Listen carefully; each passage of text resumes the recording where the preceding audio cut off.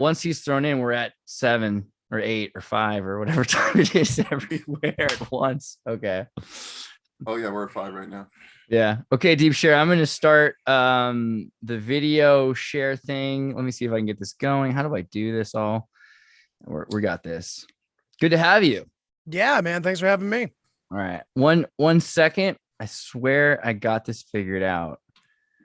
Trying to just share a screen with music because I've never done the I've never done it this way before. I've always used the other way. Okay, so God, I wonder, is it gonna like it shouldn't is all this stuff gonna be part of the conversation? I doubt it. I think it's just gonna public it right now. Okay. You know what? That's a good question. We're gonna no, I think we're okay. Yeah. Public, save. And then is this full screen? Can you see the screen? Yeah. All right, guys, let's do it.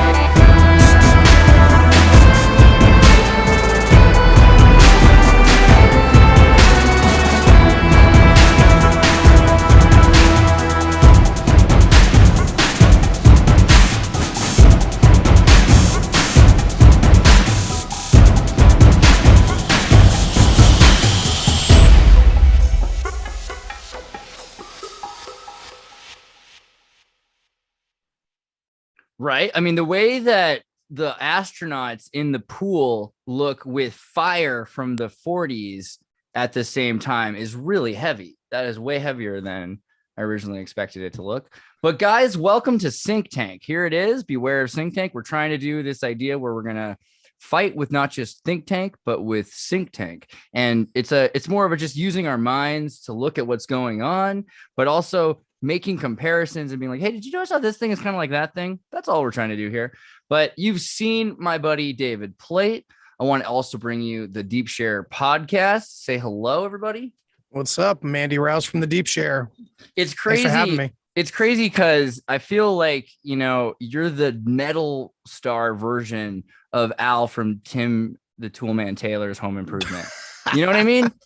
And it's good that you're here because we haven't talked about the Bach Saga enough. I think that's something that we're going to also have to bring up. But David, you've been working on a new Synchronicity. I was going to ask you about that. What have you been up to this week? I know you've been building something. Oh, I made an observation recently that there's a Bob Fosse film called Star 80. So he made like a couple movies at the end of his life that weren't like musicals or whatever. So like Lenny, based on Lenny Bruce, was one of them with Dustin Hoffman. Another one was Star 80, which is the true story of Dorothy. What is it? Stutton? I can't think right now. I'm stoned, but I'm sorry. I like how you're from a country where they don't Stratton. Yeah, they don't stone you to death for yeah. So stoned. I just got curious of like what albums may have been released the same day and year as this film Star 80 by Bob Fosse about the death of a playmate, right? In 1980. Yeah, so 1983 film, and only one album was released the same day and year as Star 80, and that was Billy Idol's Rebel Yell. And so Rebel Yell synchronizes with that film to a pretty incredible degree. So I'm on my way to share that online, but I just encoded it last night. So yeah, Man, I mean, I'm not. Someone's asking, by the way, in the crowd, like, how come this video turned out the way this did? Because there was an unlisted video that we were trying to stream. I don't know how much of that is like counted or what. So you might be seeing that conversation. I don't know. But there is also we're using Zoom instead of StreamYard because StreamYard has costing more and more money. And apparently there's a way to broadcast through Zoom. So that's why we're using that right now. So, I mean, I posted it in Twitter and everywhere else. Hopefully it should populate. But if we're having a problem with the video, it says it's public. So I don't know. I'm not sure yet. But yeah, so Bob Fosse, though, he is the craziest dancer of all time and the best choreographer. Chicago's his work. What do you think? Does he? When Michael Jackson died, I thought I saw hieroglyphs in the dance moves. Does Bob Fosse speak the truth through dancing, or right. what? Well, I think energetically, there's people that kind of like they like hold a certain position, and as long as they're there and as long as they exist, there's like within that realm, that paradigm that they exist within, that they've kind of like, pilgrimed or whatever, or like, not that's not what they've pioneered, excuse me, pilgrims pioneer. But, it's like once they go, it's like it opens up the floodgates to something else. So it's like when Hugh Hefner died, like, it was like, that's like when the Me Too movement kind of took off. It was like, when Charles Manson died, like as long as Charles Manson, like, as whatever, like that he existed, like as long as he was alive, it was like he kind of held, just knowing that he's there in prison, it kind of means something. So once that's gone, it's like, just it works in different ways. I mean, it's a scapegoat phenomenon, but that has all kinds of different expressions. It can also be people who are great in many ways, and who really did big contributions to society. It's like, yeah. But you look at Kubrick and you look at some of these guys who are making movies with like hundreds of other people that were like, hey, you have to put my spider monkey in the movie because it's, or my girlfriend or whatever it is. I mean, usually the same thing back then. These movies, you've got these guys hiding messages in them, right? Kubrick is putting all kinds of things into a book that he didn't write because he's making a movie. Right. Is Bob Fosse doing that? What do you think? I don't know, man, but I'll tell you what, like, you had the Rat Pack, and you had what's his name? I share a birthday with him, Sammy Davis Jr. Like Sammy Davis Jr. Like as far as like what goes on like with the like that's a world that I don't really have like ultimately a point of reference for completely, because like it's like you had to have been there, so like yeah. But they're so racy. The musicals have more going on, like Bob Fosse's musical Damn Yankees, right? Where there's he sells his soul so the Yankees don't win a baseball game. Right. That has the Lola song in there. Right. Yeah. Andy, you are all about the Bach Saga, hidden information in the Bach Saga. I don't know all about, I'm not saying he's just like the Bach aficionado per se, but it's something that we last talked about. So I was thinking, what do you think? Are we hiding data in the Bach Saga as well? What about that? Yeah, so I'm definitely not the Bach Saga guy, but I have looked into it a lot, and I've been fascinated by it because of how closely it relates to other stories that we hear, in our alternative history. Give a little a recap of what the hell the Bach Saga is, I guess. Oh God. Okay. All right. Well, to put it in the smallest nutshell possible, it's an alternative view of everything. Of course, it's an entirely different cosmology. It starts with the Earth being completely tropical, and it's considered paradise by all of the tropical people that inhabit the Earth. We're all dark-skinned. We're all living tropically, living the dream in paradise. And then this supposed cataclysm happens that tilts the Earth. And this tilt occurs and causes a massive ice age. And the story is about a supposed people that were basically trapped in a hot zone within the ice and were able to survive while the rest of the Northern Hemisphere froze. And there's a lot of word magic, a lot of word play going on with it across languages. My colleague, Yake, who's fluent in Swedish and Finnish sees a lot more than I do out of this, because this is a Finnish story. And the story actually kind of claims to hold the truth behind like where the Swedish and Finnish languages come from. They claimed that before this tilt happened, that paradise was Helsinki, and Helsinki was the top of the world at the North Pole. There's all this inversion going on with very convenient inversion that a lot of us like to gravitate towards and go, oh, what's this? What's going on here? Because if hell is the North Pole and it's not a place down there on fire or anything, then you have this idea of hell not freezing over and being the only place that they were able to survive. There's a lot of interesting little kinks to it.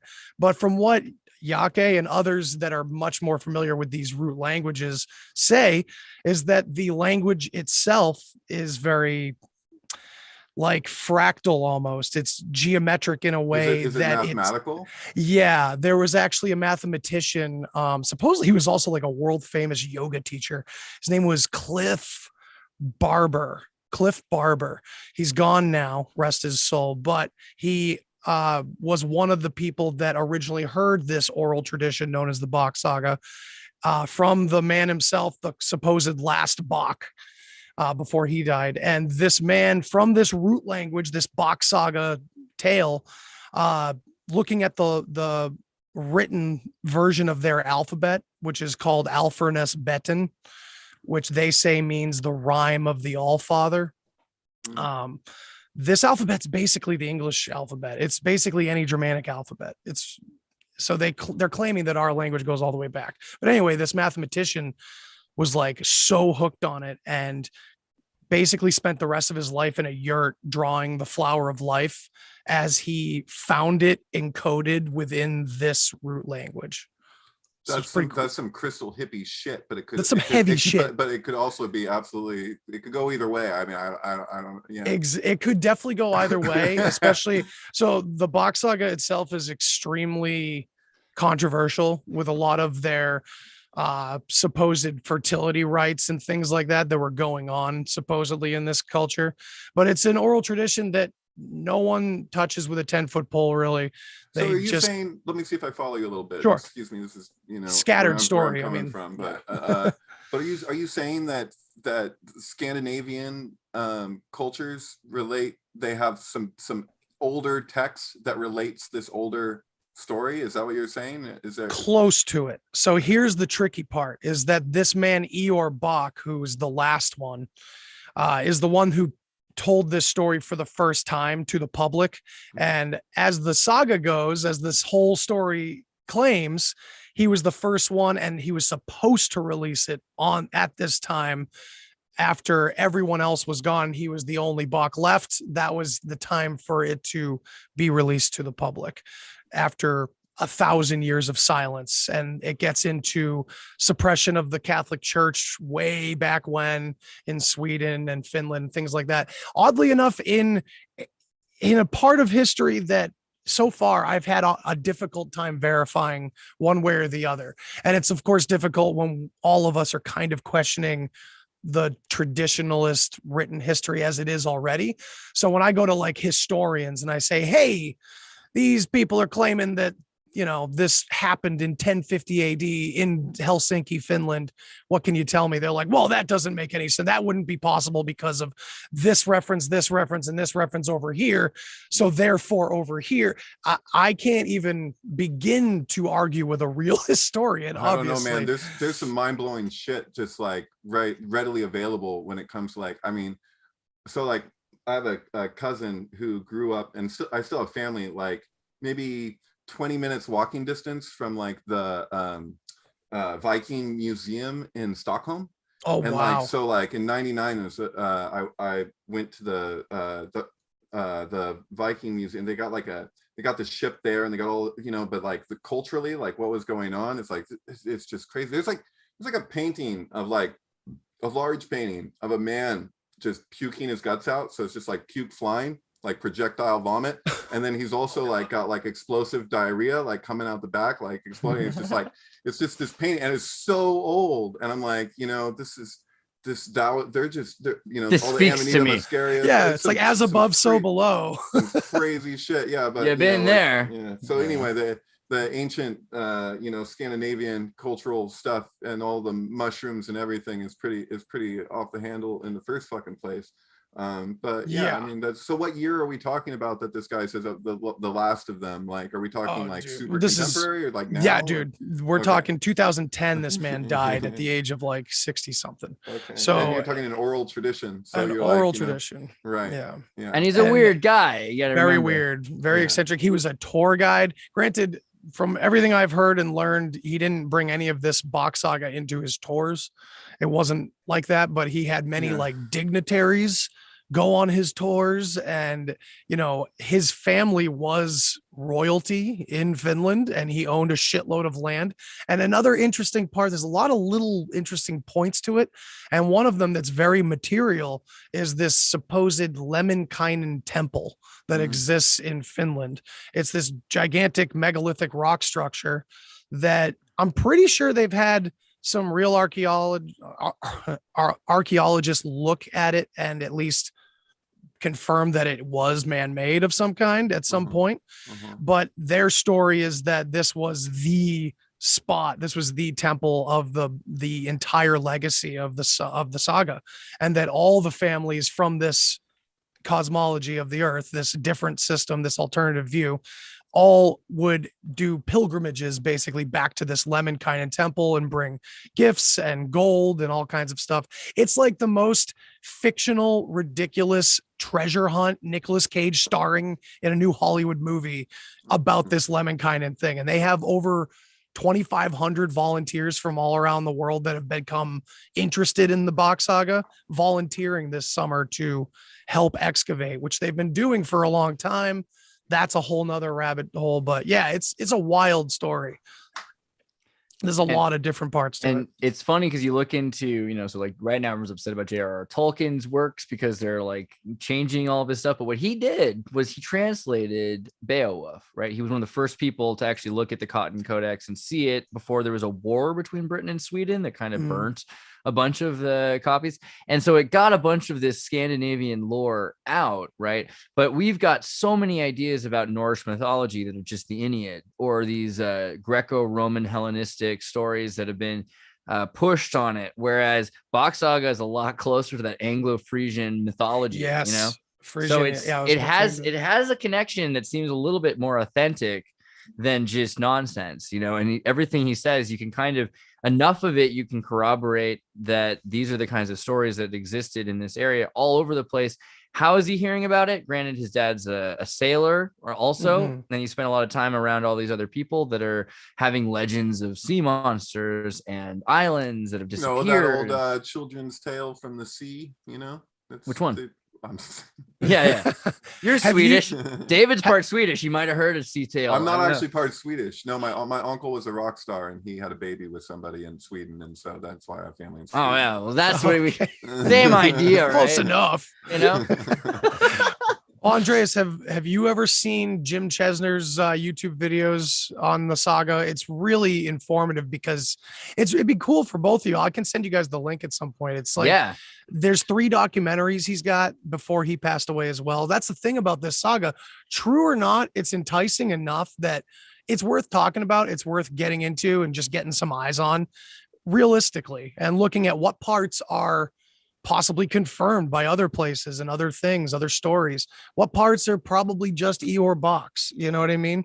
What did he decide to put into it himself? Is there a book? There is by a man named Carl Borgen. I have it right here, actually. Yeah, it's called Bach Saga: An Introduction, and you can get it on Amazon. And it's the most detailed thing you're going to find written about the saga. It was penned by Carl Borgen, who was a close friend of Eeyore Bach's and the closest storytellers to Eeyore, the ones that he passed the story on with. So it's definitely accessible. And YouTube, definitely, the 3 documentaries are Welcome to Hell with 1 L, Welcome to Altland.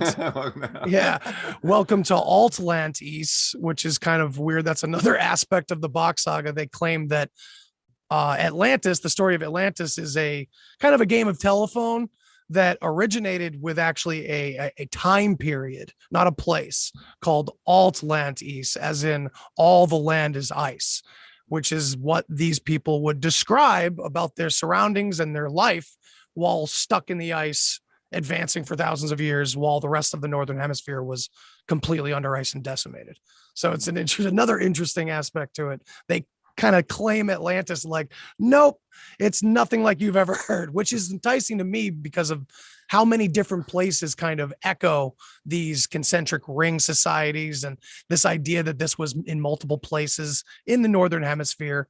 Well, maybe it was a time period. Maybe it echoes this, because the Bach Saga talks about how the societal system of the saga was that they were concentric rings, and these were all caste systems. And these concentric ring cities were everywhere, all over the earth, supposedly. And that's why when this ice time happened, everything was lost, everything was separated. And that's why Trump wants to buy Greenland. Did you guys see this? you know about Disco Land in Greenland? No. Hold on, let me pull it up. Oh, Lord. Let me see here. Disco Land. So basically, not long story short, Discoen is a disco island, and it's this disc world, basically. This idea that there's a bunch of disc cities that used to be there. They have a mythology about flying cities that landed. Eric the Red paid the first record to visit Disco Land at some time between 982 and 985. There's a bunch of cool myths though, and it's one of those just crazy ice city ports. But they say, hey, underneath all this ice, fairies, hidden folk, Hilda folk live in the ice, and they have these secret cities that can freaking fly, made out of spinning stone. So for all intents and purposes, you know. Hilda folk. Well, how are Hilda folk? How are they described in that? So what's crazy is like Hilda folk are described even now. Like if you go to Iceland and they're like, we're going to build a bridge or we're going to build a bypass for this highway. And they're like, can you? Yeah, I don't know. Cause there's a bunch of fairies. There's Hilda folk, Hilda folk live there. Haven't you seen that rock? So can you build your bypass around the fairy community? And these laws still work. And in the 70s and the 90s, there's been numerous occasions where they've had to go around places that have been deemed, fairy properties. Right. But we think of them as fairies. Shakespeare, whatever that means, said that fairies turned their bodies when they saw that we were planting crops in straight lines all the time. And so they just turn their bodies, and then now they're invisible because they're kind of like an in-between dimension thing between us. But they're still here, and Hilda hidden, Yes, exactly. Yeah, I was thinking that as well. It's cool because this is where I really became interested in the Bach Saga, was this connection to this part of mythology, which really I was already, I went down the UFO rabbit hole 2 decades ago. It's been a long time. I've come out the other side looking at human history with a much broader lens, if you will. So all this talk of fair folk, fey folk, these are white folks. This is human history relegated to folklore and mythology. And it became this other thing. And I always see this thread where we're constantly mixing up internal experiences talked about versus historical experiences talked about. And I think because of this fantasy fairy idea that you can branch off into many different places, that is the crux of our issue, where we confuse the literal for the hypothetical or the allegorical. Dude, Smurfs, you were saying white folk. I was like, what about the blue people? Don't even forget. When the Romans got to the north and they saw these dudes with these crazy handlebar mustaches, naked, painted blue, because they were dyeing their skin blue and everything.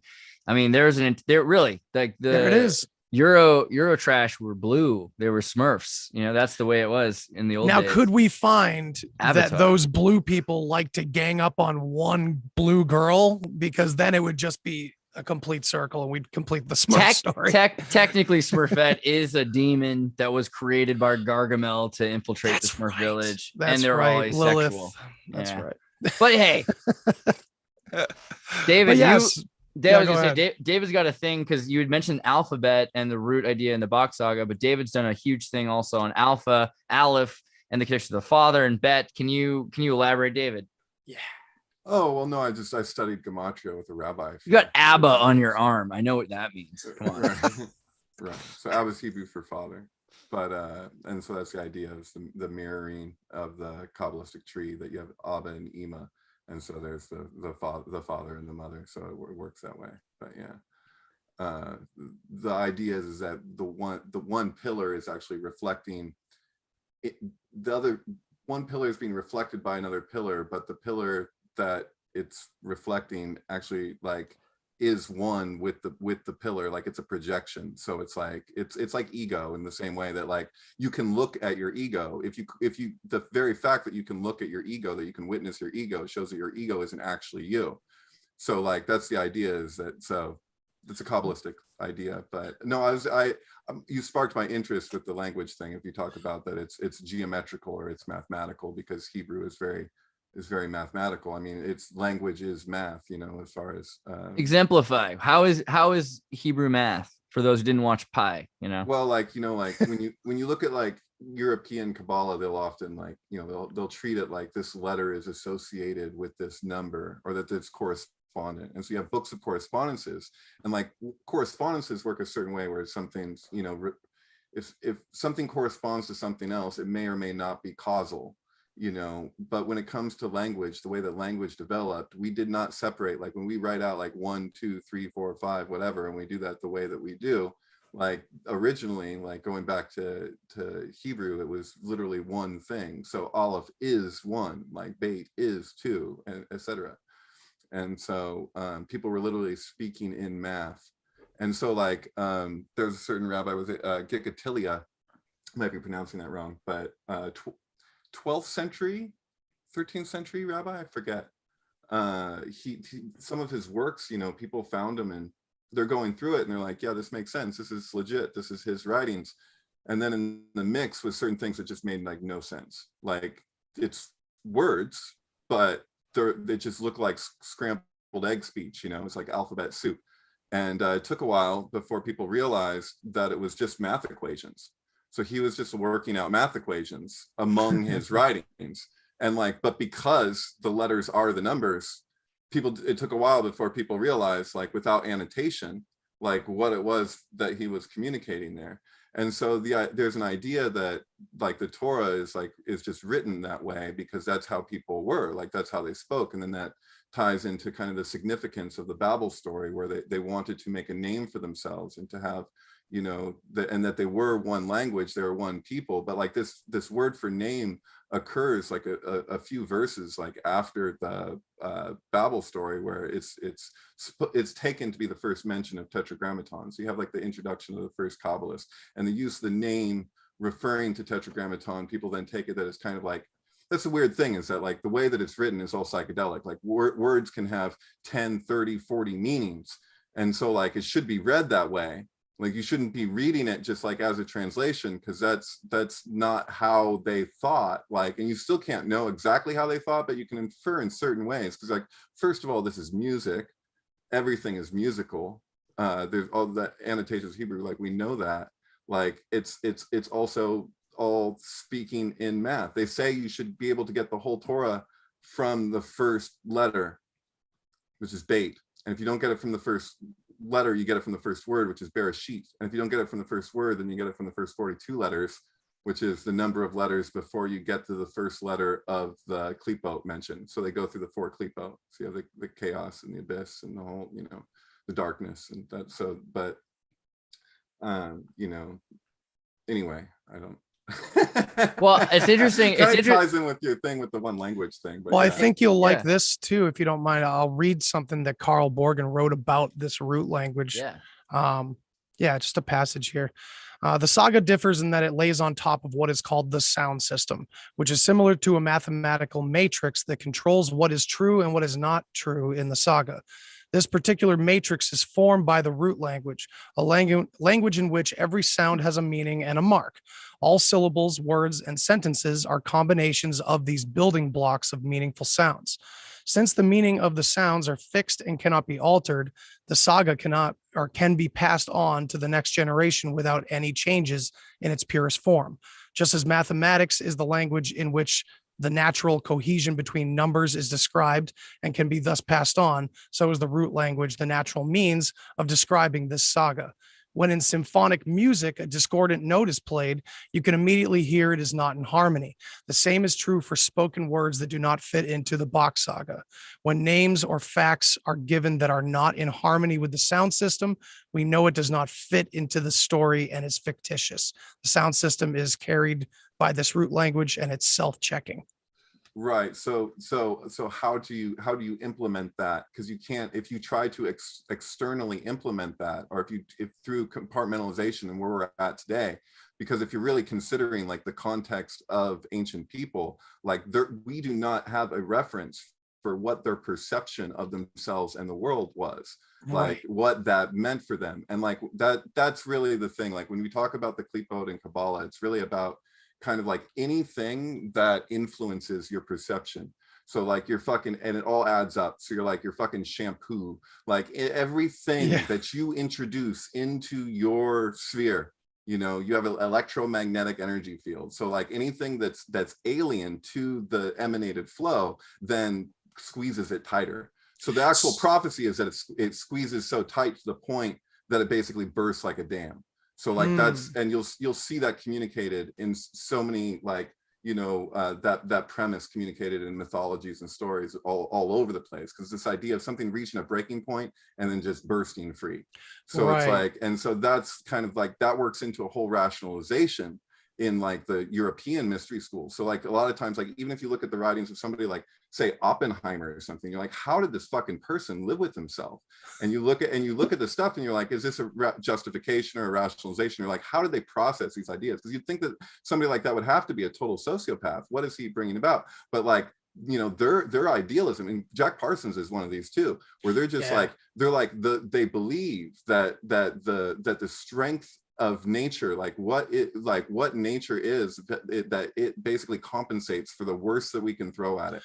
That the intelligence of nature will actually build things in a higher expression. And so like their idea was like, even at fucking nuclear, like we don't know the long road, like what that'll all mean, like because you're like, oh, you know, mutation wise, and like the first forms can be grotesque, and like it's almost like that dude in fucking Repo Man or whatever was talking about that he had a lobotomy. You know, you're just like, how the fuck do you think like that? I mean, it's like there are people that think like that, and there's like I say, there's psychopaths, there's sociopaths, and there's people that have like really fucking interesting ways of going about how they're doing what they're doing. Like I'm sure like the people who are working on the fucking Hadron Collider right now, or however you say it, like those people, like their trip, like, do you know what you do? Like there's such an unknown thing. So how do you work out ethics when you don't know the ultimate end of something? Like if you're approaching something ethically and you don't even know what will happen if you do this, I mean, that's very like, you know, like 2001, like the ape kills the ape, and then he's like looking up at the sky, like, is anything going to happen? You know, am I going to get struck by lightning? Like what's going to take place? You know, and I think like, Eddie might have made it. Let's see if he's admitted in. Sorry, it's taking it to disappear. Keep going. Sorry. Yeah, yeah. All right. But yeah, okay, wait, what you were saying though, because the point is I was gonna make a segue, but then you said all that stuff and I felt bad about it. But you were gonna talk about people and conversions and mutations of ideas and forms, etc. And I was gonna say, well, Arabic Islam and then Hebrew. And so I don't want to put in that same context. Eddie made it. Hey, what's up, Eddie? How you doing? Sorry, guys. No, it's good. So let me give a big job. And yeah, right. Let me give a quick introduction, everybody. By the way, this is David Plate. This is Andy from Deep Share Podcast. Eddie Lynn, who is he worked on the Real Adventures of Johnny Quest show that we all saw as a kid. And he's also working in Hollywood now, dealing with the world as it is. He has clients that he has to appease. I'm glad he was able to make it to the show. You also run the Synchronicity group on Facebook and put together synchronicities all the time as research. What have you been up to today? What you can say, you know. Well, yeah, I'm working on a fashion commercial, which is the worst type. it's like fascism, basically. You know, it's extremely. They call it. Yeah, Coco Chanel was into both. You know, yeah. It has something to do with it, actually. Yeah, but yeah. So yeah, I just threw some stuff at them, and hopefully they just be quiet for a couple more minutes. So. Just some sketches for them.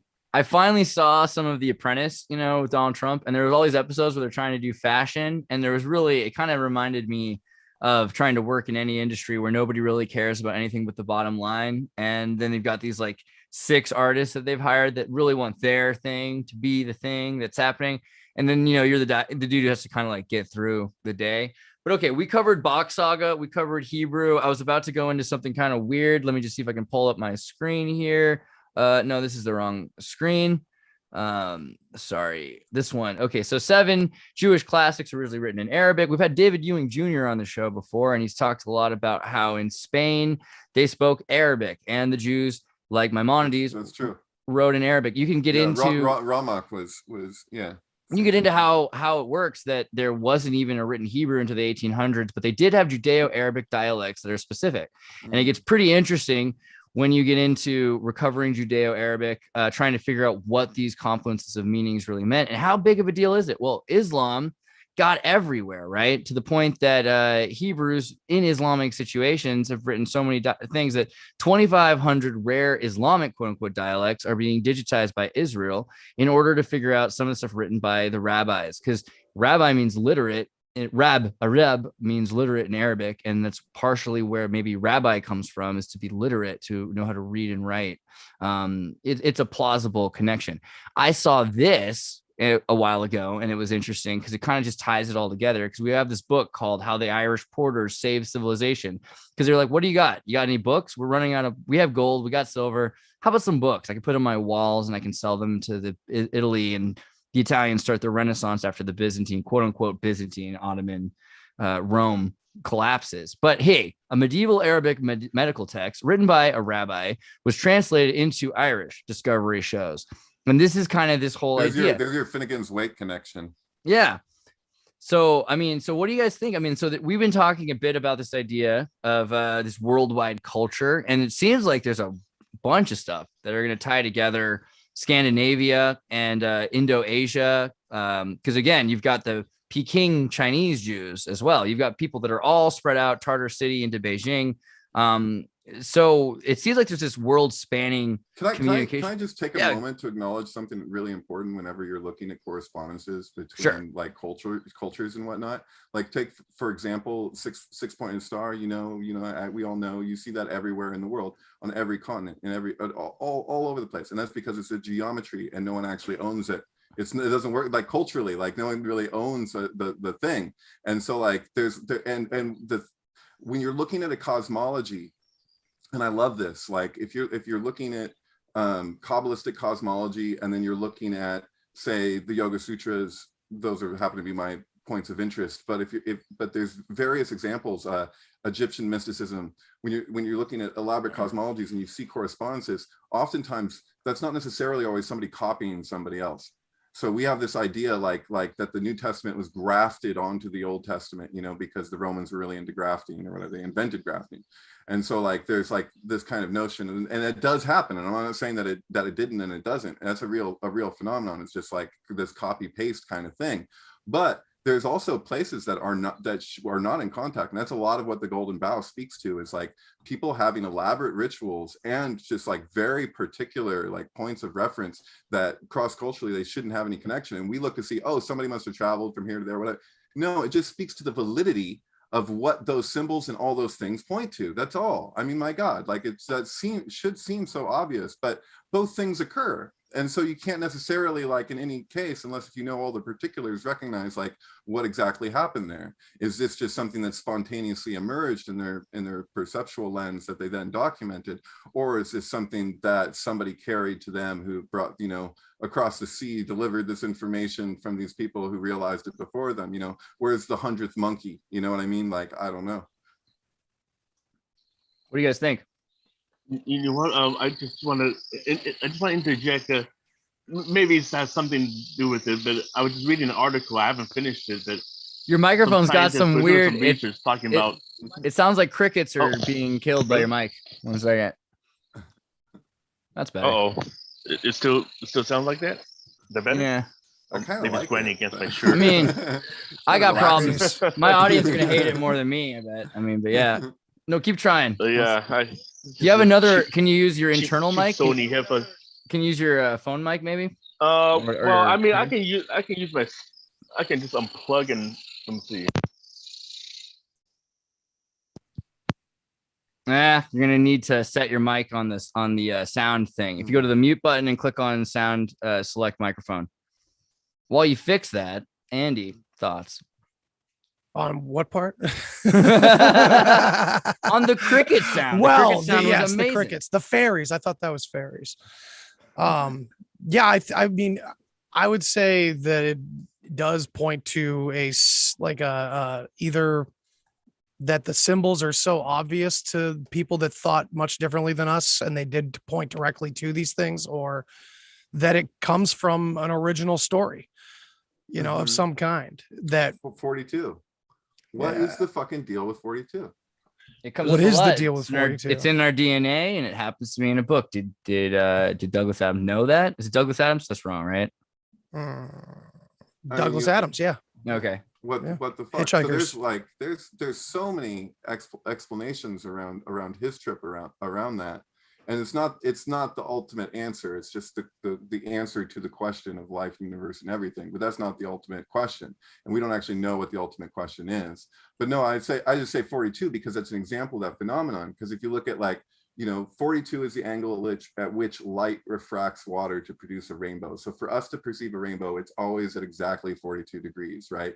So then culturally, where the rainbow shows up, it's the rainbow is associated with Ma'at in Egyptian mysticism.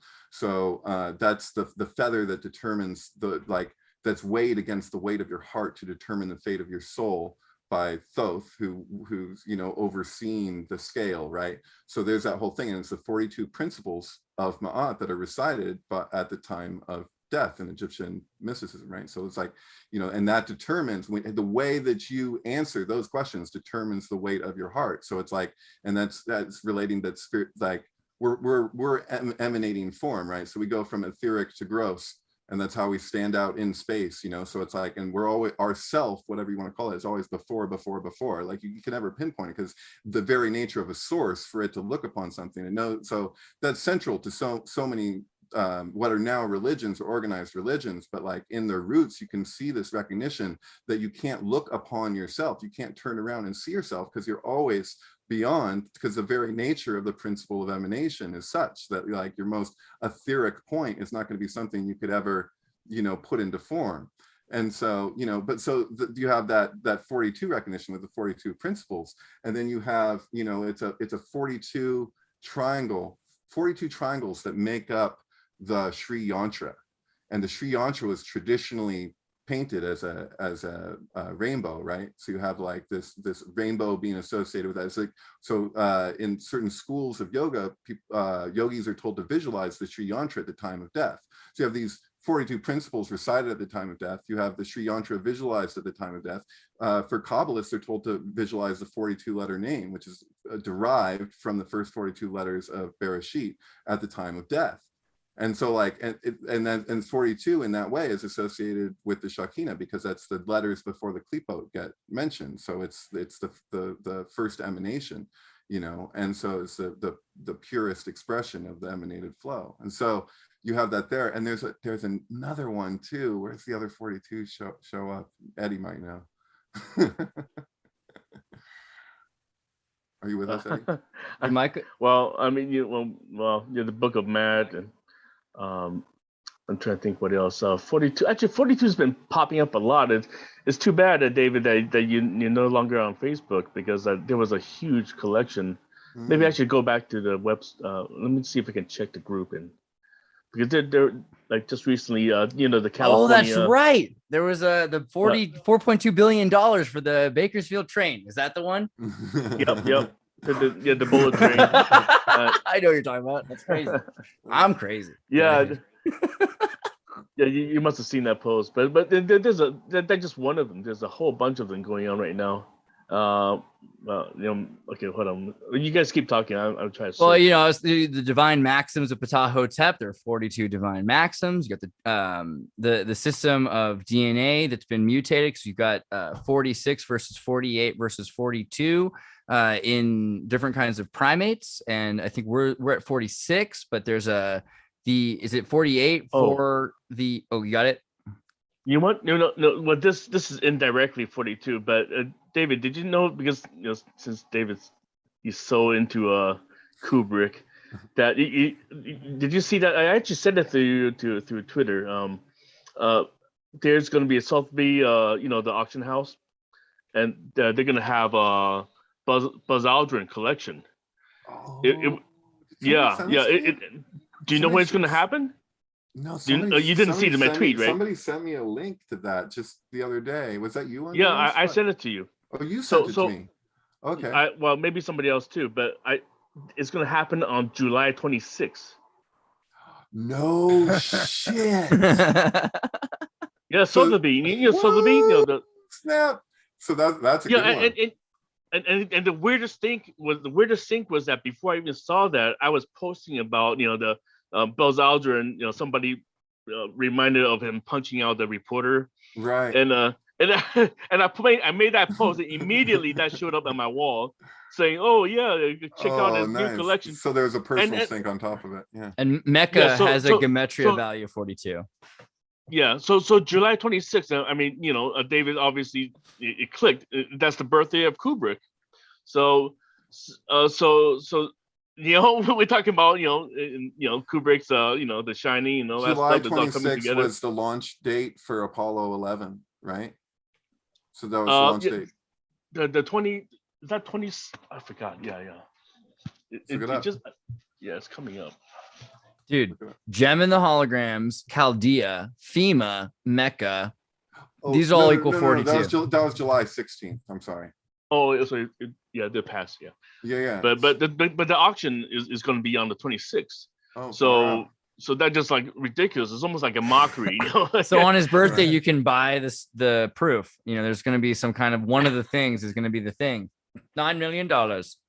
So July 16th was the release date of Eyes Wide Shut, and it was the day of the Apollo 11 launch, which they played Space Oddity from David Bowie while the launch took place on regular television, which is very interesting. It's a song about heroin and like the age in which you're like, dude, that's So, but anyway, so it's the release date of Eyes Wide Shut, and so July 16th of the year before was when Bohemian Grove was infiltrated by John Ronson.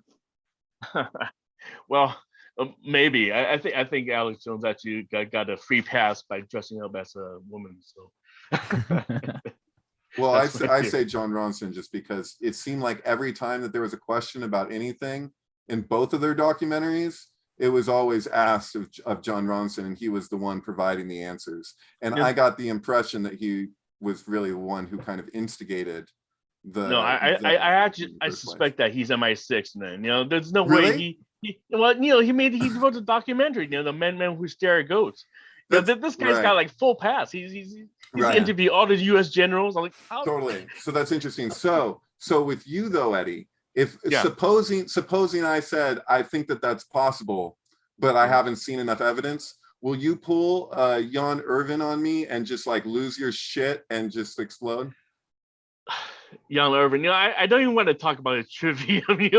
This guy is like. I'm just wondering what kind of trippy conspiracy researcher you are, because there seems to be the guys that you're like, dude, like I'm very open-minded. I do believe that the counterculture was heavily influenced by intelligence agencies in the 1960s. But do I think that Jim Morrison was an agent, and that like, is it possible for people to conspire against their supposed co-conspirators? Like where are the rules that people are just gonna the dude was obsessed with Nietzsche. I mean, just because his father ran the Bay of Tonka, it doesn't mean that a lot of soldiers. So I actually, really quickly, Andy, you had your head bouncing for a second. I'm curious what you think about what's it called, in Latigo Canyon, Topanga Oh, Canyon, Laurel Laurel Canyon. Canyon. I hung out in Canyon's all always the been Cowan's fun. work. I hung out in all those canyons. Tell me about Laurel Canyon real quick. What do you do? Well, I mean, I would say because of McGowan's work with Laurel Canyon, it's kind of hard to just go that there was nothing going on there. Right. Yeah. Well, yeah. But at the totally. same, well, not that there was nothing, but not that there was no gnosis among these Right, rock right. stars. Yeah. But at the same time, I often find myself thinking about these same topics, and it's kind of like misunderstood often that it's like controlled opposition Right. works best when it has no clue what it is, cogs in the machine. This is Right. this monster machine, elitist, whatever is happening, on our planet is something that wants to automate everything, including their own plan. Like they don't like to people that say like, well, hundreds of people would have to be, in the know of that. And that's ridiculous. Yeah, maybe that is ridiculous. Or the other side where people say thousands of people are involved. No, that I don't think that's true. Like they are, but they aren't. We're involved. We're running. What is complicity? accident. And you have a bunch Exactly. of useful idiots, if you want to call them that, who are just basically, they're just doing their job. And it's just like the thing just kind of plays out that way. And like, because do we're I getting think that so fucking George W. Bush he looked so fucking scared shitless when he was reading fucking My Pet Goat and he said America's under attack. I think he was just like, what he's excited. the fuck did they do? Like, and his father's funeral, man. The fact this is his idea. Actually, the fact that the book wasn't like, Putt grows up or like Pig grows. It was My Pet Goat, which I mean, I know all of us read My Pet Goat. That's the book that we all know from school. That's a pretty particular. My Pet Baphomet, Baffy. That's what I get out of that title. Well, it's more significant. So is that she goat it has the gematria. There's not that many words that have the gematria of 77 in Hebrew, right? So you have Oz, which is strength, and you have the she goat. And so there's this, did Crowley actually have a thing with Liber Oz? We called it like the Book of the Goat. I know it had a thing with the Marjorie Cameron and a goat, right? There's a whole other thing there, but yeah, but no. So it's strength, and so this is what the two towers were made to represent. Yeah. And Oz is the two pillars, Yakin and Bo Oz, that's established in strength. And so like for it to be, and then also just the story of My Pet Goat. I wasn't meaning to go into a My Pet Goat tangent, but for real though. Yeah, wait, like, let's elaborate. Like a perfect metaphor. Did anyone ever read the book? Okay. Like, yeah. The goat won't stop fucking eating. It's a consumer. And then the dad's like, we got to get rid of this fucking goat. It won't stop eating. And then the goat stops a robber from breaking into the car. And then the goat and then the dad is like, well, I guess we can keep him for at least a little longer. So he's not even like, we can keep the goat. He's like a little longer. Like as far as like what America is like, it won't stop fucking eating. It's Arabian Nights with the she goat. And you're like, oh look, yeah. So that it's just that and that could just be the nature of things, like sync whatever, But like, it's funny because we use words like semantics or whatever, and there'll be like a certain cadence to the way that it gets said where you're like, that's just semantics. Like even you saying semantics is like writing it off. It's like, how the fuck did that happen? That's like the meaning of language and words. Like that's like the fucking thing itself. Like that's like puns being the lowest form of humor when literally you could talk to any etymologist and they'll say phonetics are the key to the past. I think puns can be corny, but corny jokes can be amazing. Right. But like sync is the same way. You're like, and when people say I got it. That's just coincidence. And you're like, okay, so coincidence. Okay, things coinciding. You go, that's just a coincidence. That's just things coinciding. It's like, yeah, so it's this issue where it's like, yes, you have a fallacy that exists where if you say just because something correlates that it's causal. But you also, have the fallacy if you say that is so as a matter of fact, because you don't fucking know until you go into all the, that's a long process to determine if a correlation does in fact connect causally, and so like that's another, like that happens all the time with fallacies. You're like slippery slope. Deeply prove that causality is really the thing that matters the most anyway. Right. Synchronicity might actually be a more useful intuition. You might not need to know what comes first before the chicken or the egg, usually the egg, by the way, but it could be whatever, and so as long as they exist, you have an ontology that connects these things. It's hard, and I forget if we're saying this or not, but you know, you look at Jim Henson and you look at Jim Morrison and you look at these dudes whose dads named him Jim, wanted them to be in the military, and they ended up getting into the art program. I mean, they're saying, you're wrong, Dad. This is how you do it. So they are reacting the way it's natural to react. But they're still doing it. The interesting thing with Jim Morrison's dad is that in the Gulf of Tonkin, he made a decision and he pissed people off. And I mean, I don't know. It's total conjecture, total speculation. But like when I look at that story, to the bits that we have available to us, it looks to me that he was like, dude, I'm actually gonna do what I think my son would fucking do or something. He's like, this, like that boy read so much Nietzsche aloud. The influence of his son, because like it's like, dude, and we hear this story that, oh yeah, he heard the end and never listened to him again. You look at interviews with him, he doesn't fucking say that shit. He's like, yeah, I listen. What do you think? I listen to my son, his music. You know, and you're like, dude, this uptight fucking dude in charge of so much. And then he's just like, you know, and of course, Jim is like, you know, like, fuck you to everything his dad represents, which is true for a lot of those Laurel Canyon people, is that there's the rebellion argument, but there's also the influence. And like, and as far as like infiltration of shit, like, I do not doubt that everything is all up in the fucking thing, but like, people at the same time are people, like they're doing what they're doing, like, and you know, you can see that it wasn't like that music wasn't really contrived, you know. Okay, I don't think so. Eddie. Hey, David, David, did you have family in the military, David? My brother served in the National Guard. Or any of you? Yeah. Okay. Well, I'm just trying to say, like, because my dad is military, you know, he was, and you know, he was working at a Presidio and sharing the office with Michael Aquino. Yeah. For at least 4 or 5 years, and he played dumb. He said he had no idea who that guy is.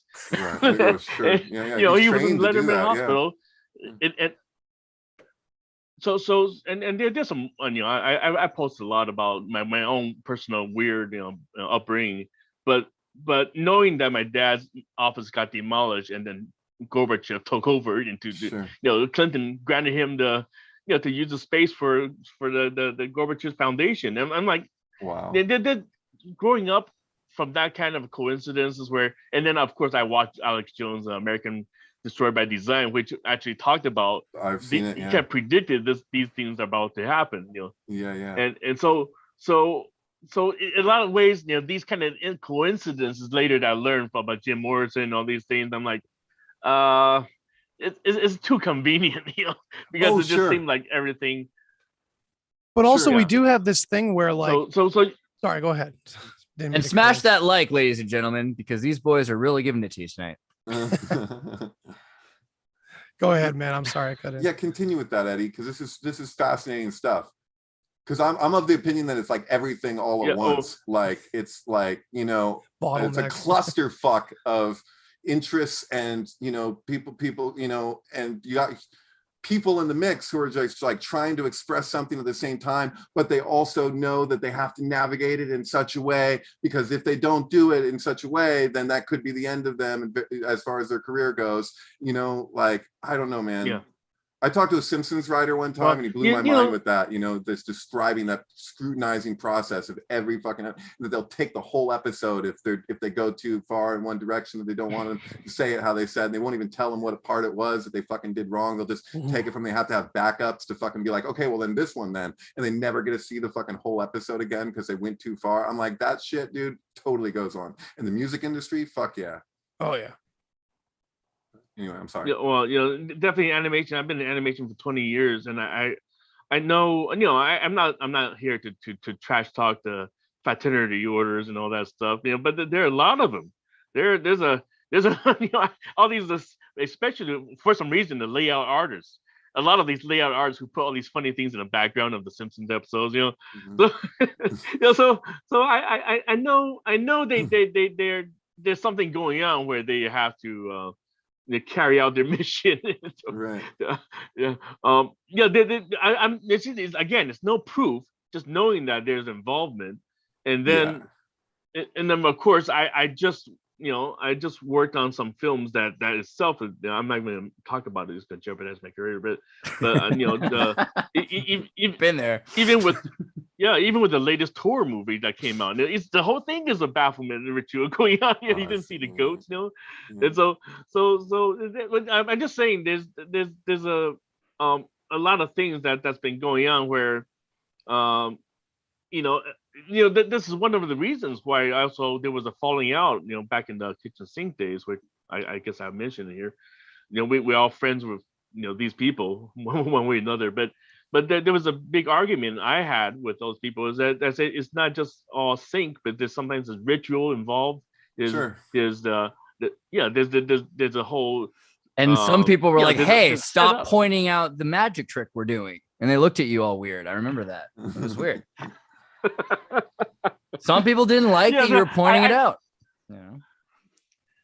I have a feeling about that. I have, it's the same thing with my industry. My industry is extremely left leaning. I mean, I know some of you are liberals, whatnot, but I'm in a centrist. I'm trying to make reason out of things. Right. And if I speak out about anything that even like my union representations, these guys are working for, they say, oh, we're gonna get you more money every year, a 3% increase in your union wages. I'm like, it's like 40% inflation. What are you doing?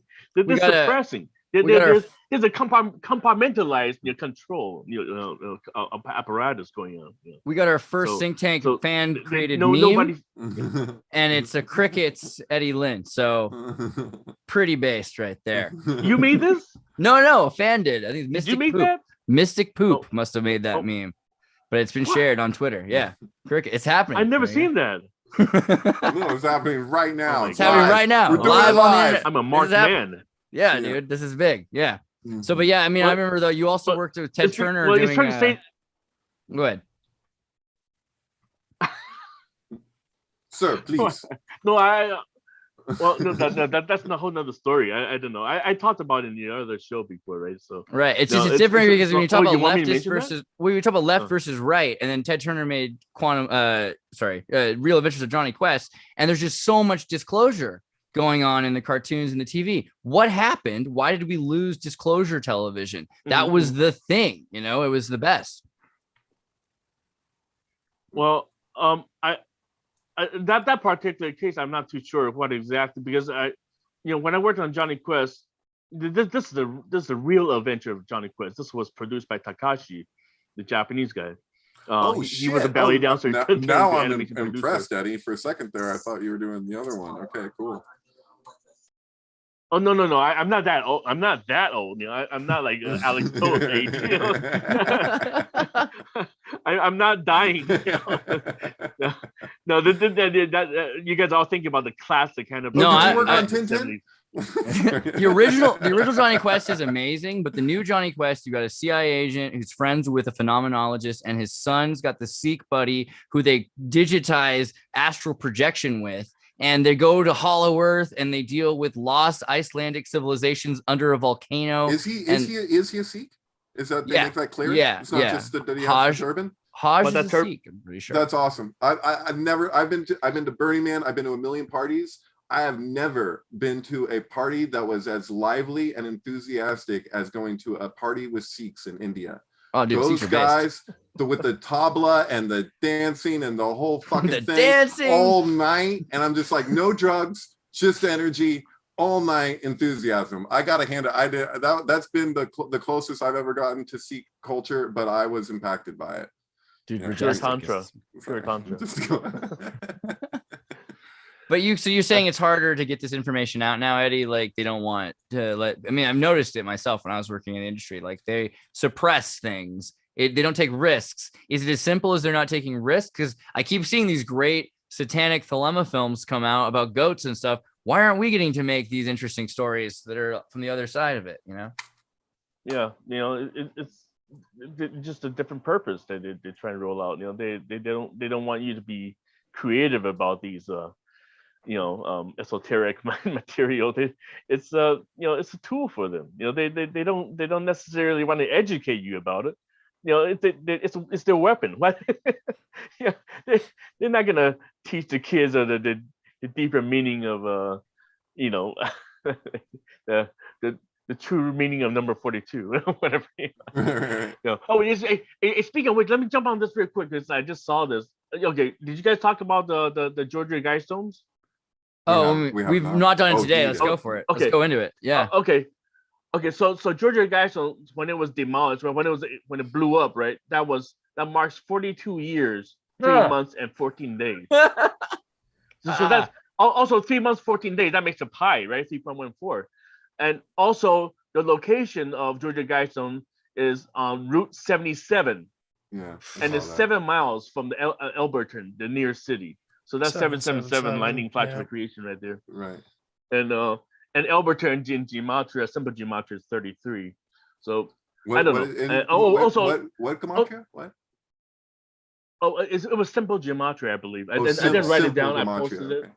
Yeah.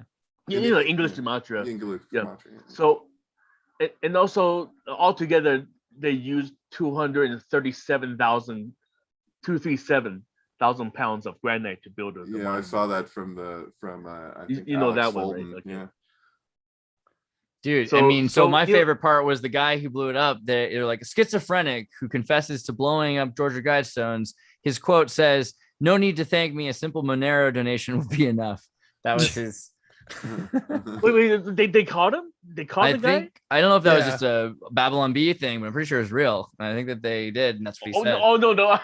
No, Babylon Bee is a parasite site, right? No, I'm saying I don't know if it was bee or onion stuff. I think it might have been real. Let me see.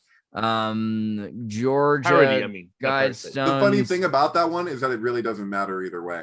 I mean, for real, like it's like that might as well be. I mean, whoever did it, I'm sure that's something he probably would say. So, yeah, just saying. Right. The funny, we got a huge argument. One of our members in our group, he's I guess he's kind of famous in his own right. He's got this long dress. I forgot his dude. Oh my god, Next. I was about to talk about him. You know who he is? I think I know who you're talking about. I wasn't going to name drop either. Yeah. I think we're about to talk about the same person, but keep going. I don't know if he watched it. Okay, so next, well, we just call him Next, right? Next. So he's basically wow. Yeah. He's well versed. He's well versed in the Egyptology, and he actually moved to Luxor. He lives there now. So when the Georgia Guidestones blew up, I was immediately it triggered. I said, no, this is not a random attack. This is ritualistic. Because then look at the timing. So I brought it up to his attention, and he completely got pissed off at me. And he basically just saying, it just people don't respect, they don't understand these monuments and their meaning. But then the more I talked to him, the more I was like, are you trying to guard something here? And you won't even listen to me. So that's what I was. Okay, you go.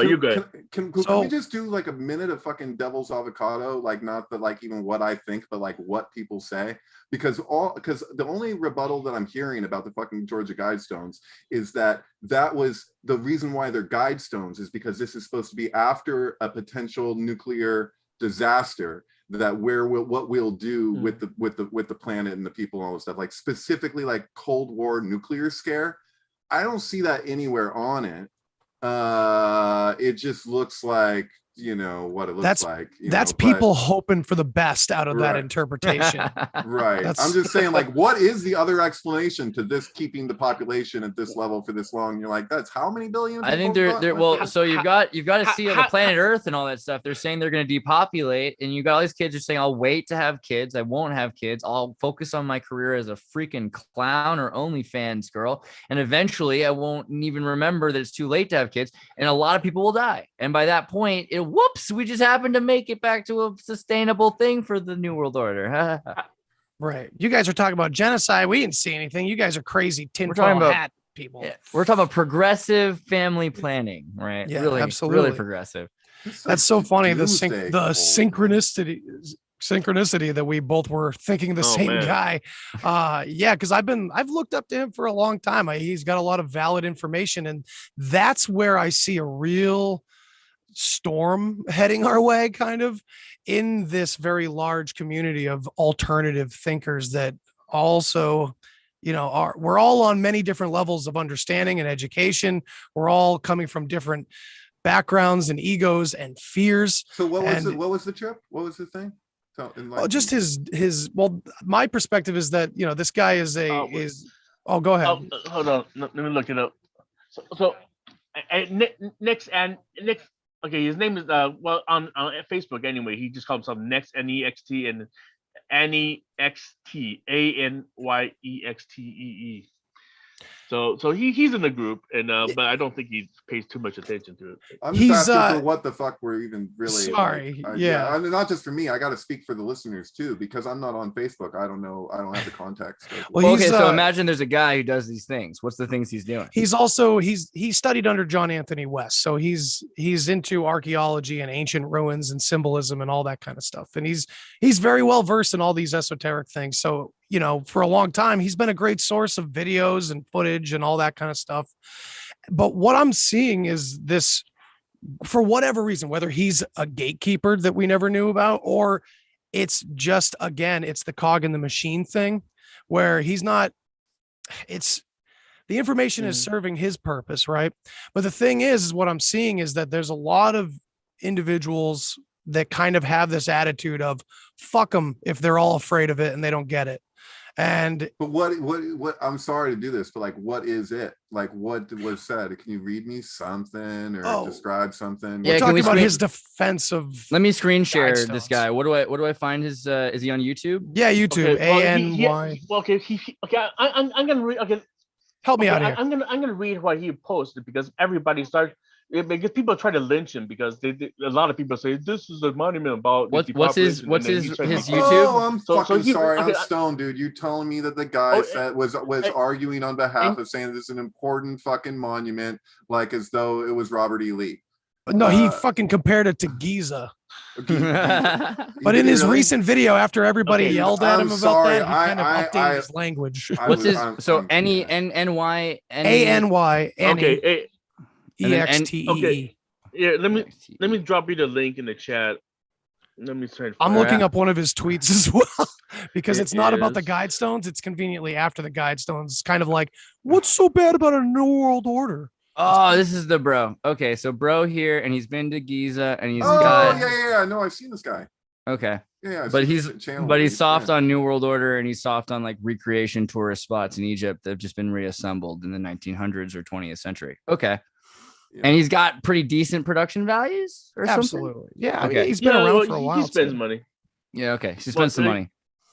Right. Well, he moved to Luxor because his apartment, I think in California, got like this black mold all over the place because it was flooded and the pipes erupted. So that's a believable excuse to leave the country. Right. No, the more money you have, the more you sympathize with the Illuminati. That's the thing. I mean, and the big joke is that if the proletariat got what the fucking elites got, they'd probably do the same fucking bourgeois shit. So, you know, that's the circle of life, really. Classic Robert Anton Wilson, you know, and you've got this idea that they're all eating each other, and then they've even built things to eat themselves. You know, like you look at the mafia and the cocaine in the 80s, right? I mean, and the disintegration of the Soviet Union using cocaine. Cocaine was an amazing way to destroy states from the inside out, you know, trading them drugs for whatever they had, helicopters, submarines, freedom, lives, right. children. It's never the system necessarily. A system can have pros and cons, but it's always the fucking corruption. So like, and I mean, it always happens. It's fucking shit gets so corrupt so fast. So are we all in agreement then, I guess, or what? How do we all feel about this idea that there's too many people or not? I mean, I know there's a lot of people on the internet that say, "Hey, you can put everybody in Australia, they're too clumped together, man." Yeah, I think we're herded. We're definitely herded, but eventually we would get there regardless. You know, I mean, so maybe this is why I think timing is funny because now. In September, they said we're gonna have 8 billion people in September. That's the latest news. So coinciding with the Georgia Guidestones, I guess, but it's a milestone. You know, 8 billion. So, and then they said 2025 is gonna have 10. I don't know. I think my dad told me he was like 16 when it hit 4 billion or something like that. It was like 2 billion. When they said 6 million COVID deaths, it reminded me of something, and I was like, whoa. Okay, edgy from the student of the rabbi, but okay. So also Bill's here in spirit, and he sent a few words which I don't understand, so I'm just going to read them. He might jump in and explain, he might not, it's up to him, but you guys can try to figure out what he's saying. He said Elvis with an H in parentheses, like elvish. Is there a topic that do you guys have an elaboration? Do you know what he's going on with that? Is there a thing there? It's cool. He died at the age of 42 in 1977. No, I don't think so. Did he? That'd be great. 42. Oh, that's pretty good. There's your Jeopardy. Sync Jeopardy's better. Also, Colonel Tom versus Major Tom versus Gnostic Thomas. There's a whole thing there, right? So Gnostic Thomas, the idea that we've got this ground control thing. Are we connected with something? Are they connected? The people that have this idea, right, that they come from dragons or gods, and that they have to keep the planet in this stasis of 500 million people. Is there something out there that they're interacting with? I don't know if that's what he's gonna have. It was the Book of Thomas where Jesus says that you gotta take what's in you and externalize it, or what is within you will destroy you. Something along those lines. Sorry to misquote Jesus probably a little bit, but whoops. But maybe that has some significance there. I don't know. I don't know. To Major Tom. I mean, Major Tom, like he's stepped through the door. You know what I mean? Like there's no turning back for him at that point. You know, there's something. Wasn't there a new documentary of David Bowie that just came out? It's Yeah, a new documentary. What's it called? Called like Starman or something like that. Dude, that article that was written about David Bowie from like what was that? Where did that come from? Do you know what I'm talking about? The mysticism article on David Bowie? Moon Age Daydream. Moon Age Daydream is the new documentary. What was the Gnostic David Bowie? You guys know this? It's that old article on the internet.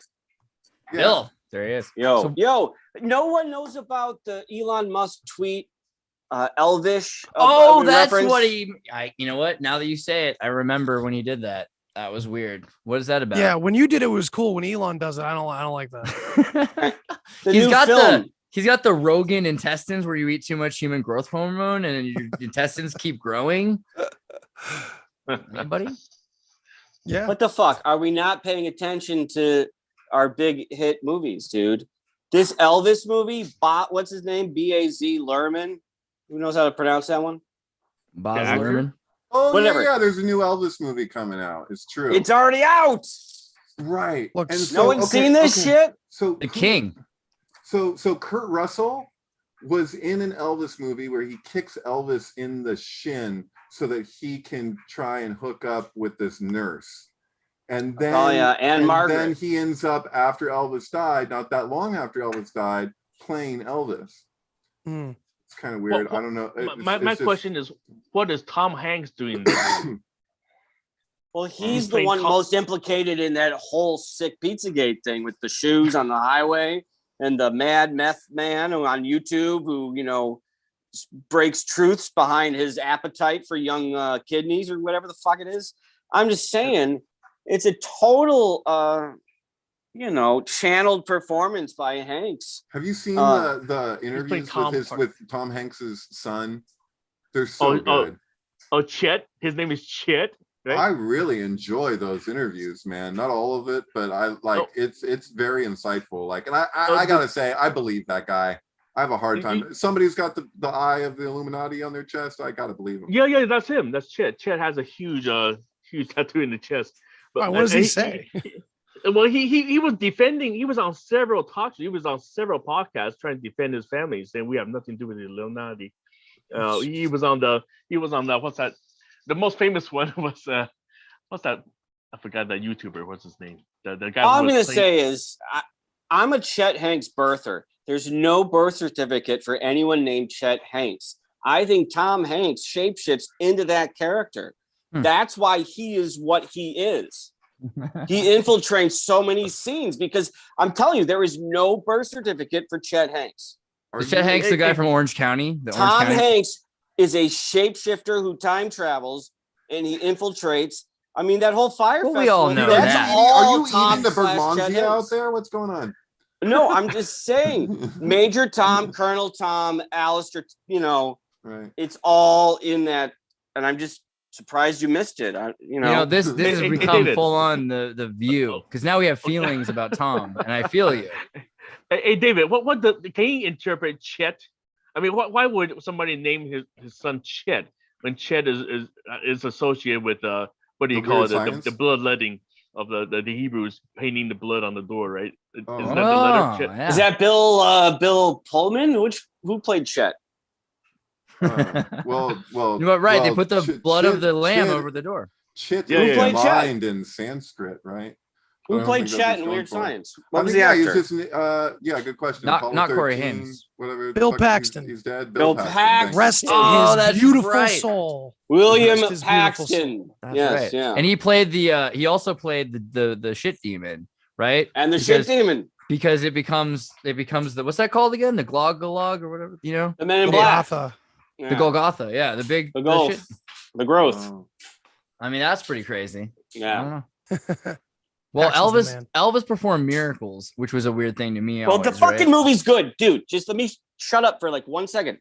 Not to like, dude. As far as like a piece of shit like advertisement and like Baz Luhrmann, which I thought was associated with all just camp and whatever. It's a great movie.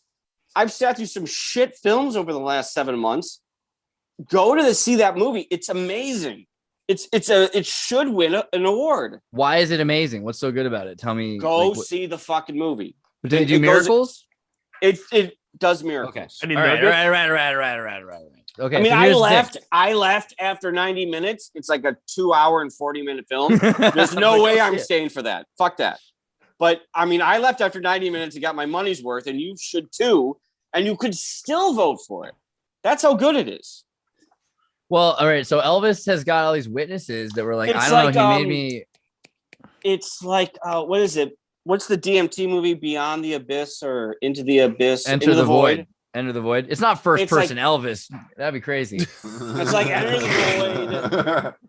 It's like first You want the person. VR Elvis. Elvis experience? I kind of like. I don't know if I could handle watching someone take that much PCP and butter at the same It's a time. first person shooter. In my own eyes. You know? Shooter.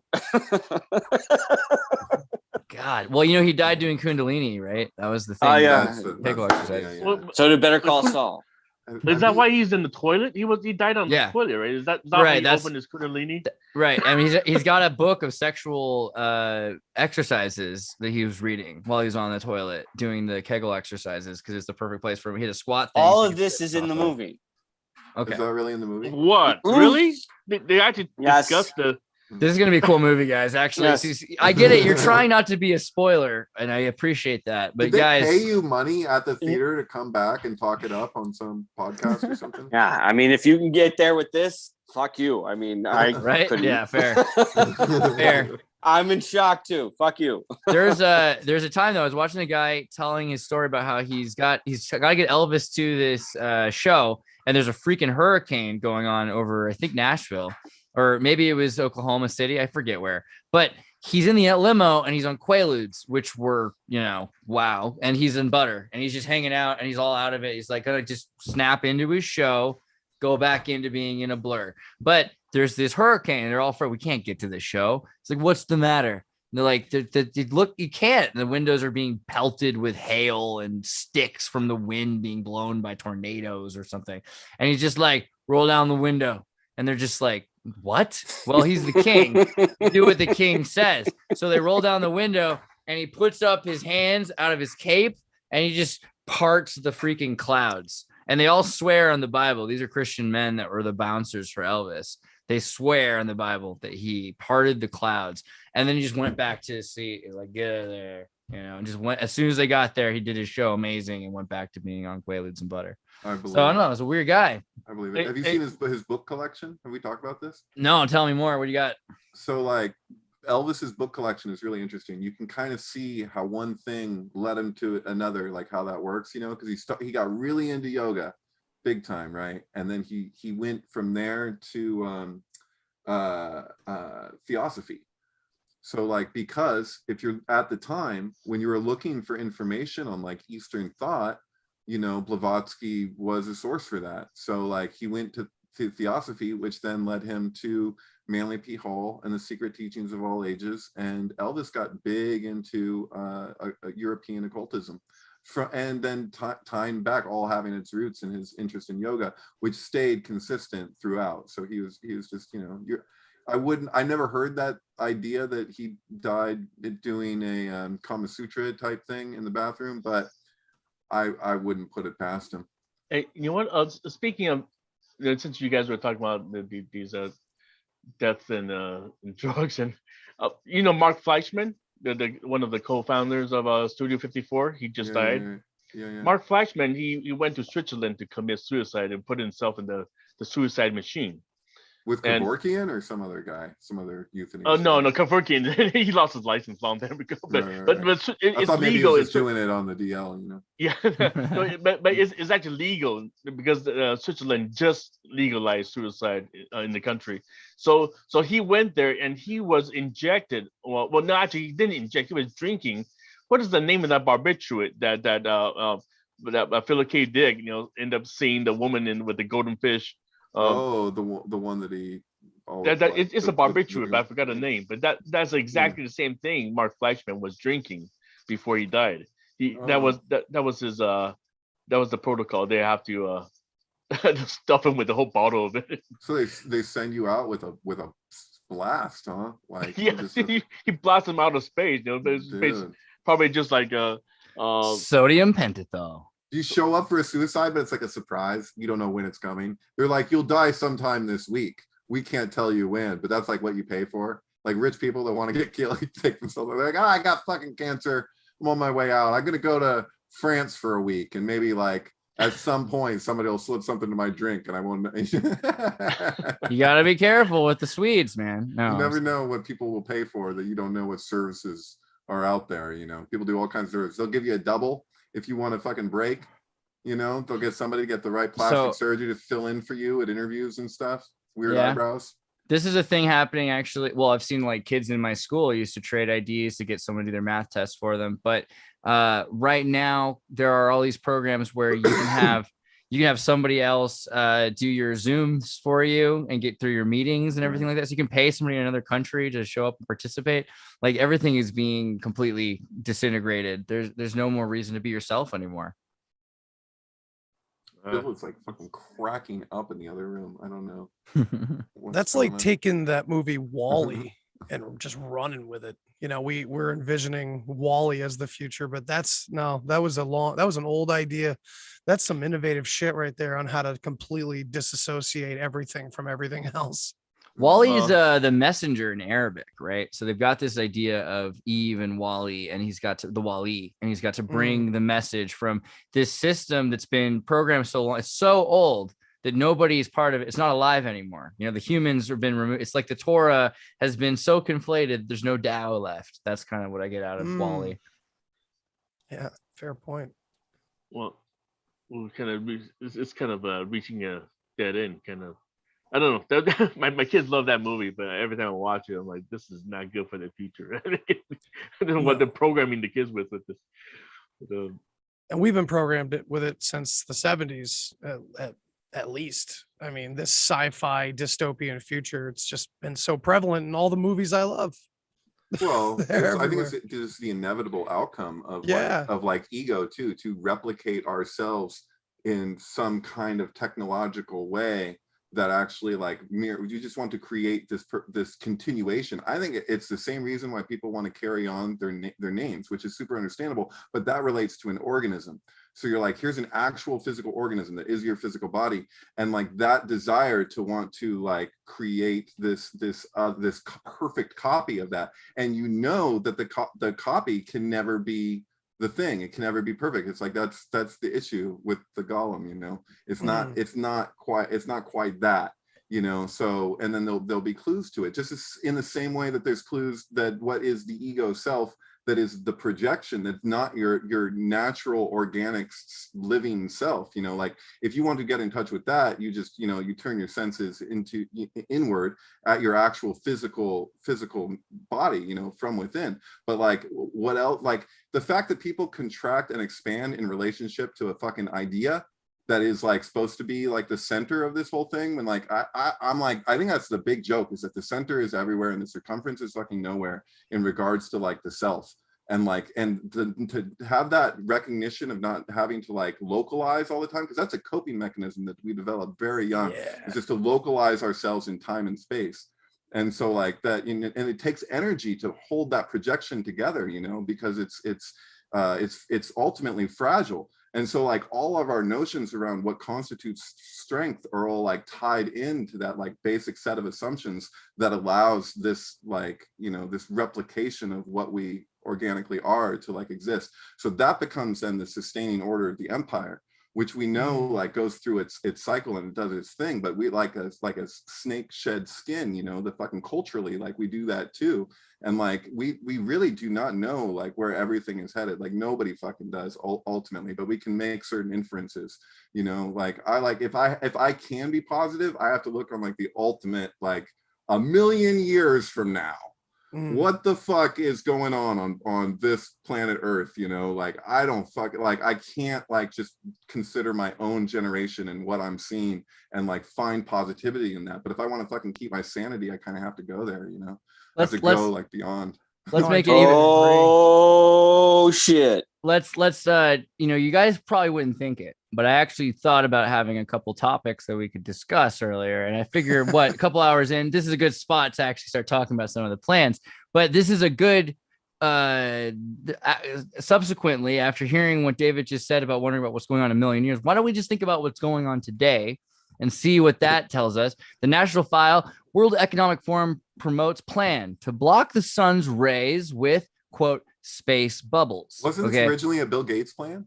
Well, see, he had said it differently, and they didn't like the marketing. Here's his aerosol. He was like, we could use these dark clouds made of different metals in the sky using jets of contrails to produce, you know, it could be done with geoengineering, but they didn't like that. What's wrong with bubbles, you know? Space bubbles. When I think bubbles, I think of Michael Jackson's Monkey, you know? I think of Mr. Bubbles immediately. I hope it comes up. Mr. Bubbles, this guy right here. I have a t-shirt somewhere. Right. Mr. Yeah, Bubbles it's like, that's the Stay Puft Marshmallow Man. You're like, Yeah.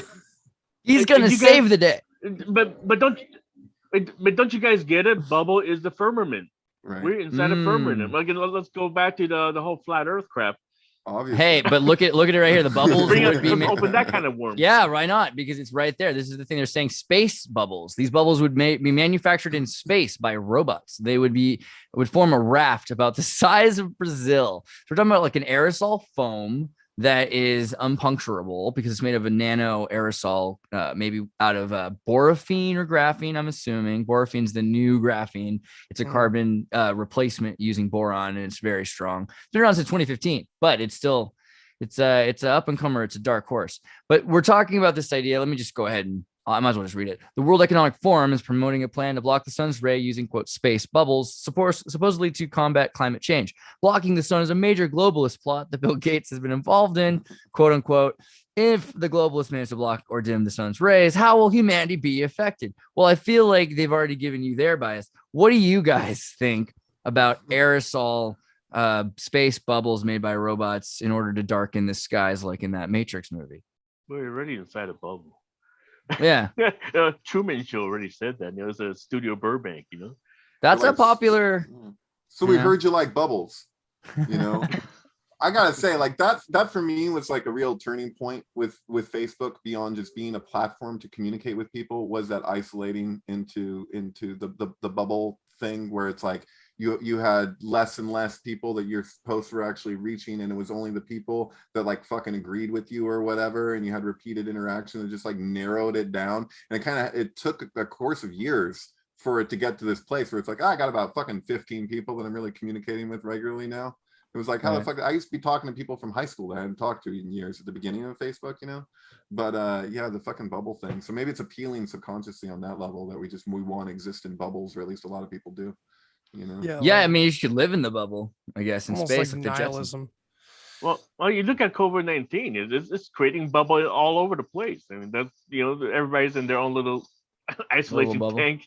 You know, it's just yeah. I don't know. I think everything they're trying to do is basically try to separate people, and the internet is people love bubbles. Sort of, the bubble burst. People in bubbles can't organize, you know. John Travolta could not organize in the bubble. Nihilism. What did you mean, Andy? What do you mean it's like nihilism? Well, yeah, I mean, after a while, the echo chambers just there's nothing left there. It's almost like the slow death of the universe, the light death. It's just, I don't know. That's all I saw. It's what came to mind. They were like nihilists, dude. Nihilists. They were threatening blocking out the sun. Dude, that movie, when you watch Big Lebowski and you realize that the daughter of Mr. Lebowski has planned all of this because it's all about male impotency, right? That's the whole thing. Yeah, Bunny is a lot more of the influence of everything than, I mean, she's just in the middle of it, and she's just kind of doing her thing though, you know, and she's playing, they play Viva Las Vegas when she hits the thing, and she's in like a red convertible, right? And she gets in the accident or whatever. Right. What's her license plate say? Bunny's license plate. It's in Persian. Right. So there's the Fear and Loathing connections with the Big Lebowski, and there's like a bunch of them. So it's like Flea in the bathroom. So Flea is the one in the bathroom who licks Hunter S. Thompson's sleeve, right? Where he's like, see all this white stuff on my sleeve. What's the problem? And then Flea is one of the nihilists in the bathroom and comes in with the fucking with the quote unquote marmot. It's a ferret, and he throws it in the bathtub, and he flips out. Another bathroom scene in Fear and Loathing is when the attorney is on acid. He's like, you eat all this acid. He's like, that's right, and goes music. And he's like, you know, he wants to put here white rabbits. You have Bunny, okay, the white rabbit. So he's like, you know, you crazy, like if I throw that in the tub, that'll blast you right through the wall. You'll be stone dead in 10 seconds. It'll make me explain things, shit. And it's like this whole thing. But when he's flipping out in the tub and he's all twisting around, he goes, "Don't fuck with me now, man. I'm Ahab." And Ahab, that's a reference to Moby Dick, implying that the attorney is fucking, you know, Moby Dick. He's a fucking great white whale, and he's all flipping out. Wow. And so, but then that's the thing, is that in the Big Lebowski, he's listening to whales on tape before the nihilists come in, you know, whale songs or whatever. So it's like, and he's also got a whale on the check that he signs for 9/11 right before George Bush shows up, and you know. Dude, and the license plate is Lapine, which is a castrated rabbit, which, you know, the neutered rabbit. So back to that idea of male impotence. My favorite part of the whole thing is the check that he signs, right? Oh no. Right? Because the check is signed on September 11th. And that's always been fun about the Big Lebowski, that it all takes place on September 11th. Right, but you know what? So the thing is that there's the movie The Big Sleep that Big Lebowski is technically a remake of, and the check in the movie, or there's something signed in the movie that's a recreation of that scene, and it's 9/11 as well. And I believe that's like 9/11, 1954 or something like that. So it's the Big Lebowski, The Big Sleep, they're totally connected, and then 9/11 in both things, which is probably just a Tisha B'Av reference. That's the Coen brothers, right? Big Lebowski. Yes. Mm-hmm. Yes. Which is also what is it? A Serious Man. And so A Serious Man is just like, it is a Kabbalistic film. And it relates to a specific school of Kabbalah. You have two schools. You have the Bereshit school and you have the Ezekiel school. So it's like that whirlwind at the end that relates to the Klipot as they exist in the Ezekiel school. So there's particular communications happening throughout that. And so there was a blog, extensive blog that went out about the Big Lebowski, just like analyzing it Kabbalistically like a long time ago. And people criticized it. They're like, "Oh, what have you seen reading Kabbalah throughout the Big Lebowski?" Like, I thought it was pretty good, went some interesting directions, especially with the Jesus in purple and etc. But that was before A Serious Man came out, which they just made a movie that's like, I kind of wish the whole movie was just like took place at the time where it begins, and they just continued with the Dybbuk in that regard. But oh well, I like it all the same still, you know. But yeah, Jefferson Airplane. I want to circle back to Chet, because Chet was mentioned in their the hotel clerk in Barton Fink. My name is Chet. You know, he's like writing, "My name is Chet." He wrote Chet and handed it over. Right. Good. Dude, Barton Fink is the most Kabbalistic film, right? It's that New Orleans Kabbalah right there. There's some real there. That movie, actually, the more you watch it, oh, also with wait, did they direct the No Country for Old Men? No, that's not theirs. That's Coen Brothers. That is Coen Brothers. Yeah. So yeah, then there's another lot of things going on in that film too. With that, it's basically, you know, the Gollum. Well, they're killing people like Gollum, right? They're pointing right at the forehead, taking out. Oh, I see what you're getting at. Yeah. So, dude, I actually found in Kubrick's own writing reference to that phenomenon with the Gollum in the Kubrick archives at London and Castle, or no, Elephant and Castle in London. It's like, I spent days in those archives. You would have really dug that, dude. So it's in there's like these treatments for AI. So there's like several people like contributing ideas for what AI was going to be, and then there's all Kubrick's handwritten reactions to it. So if you go through the thing, you can see his what his vision of what the movie was, which is all like the fucking opposite of what Spielberg did with it. It was so like, and he hated fucking Hollywood.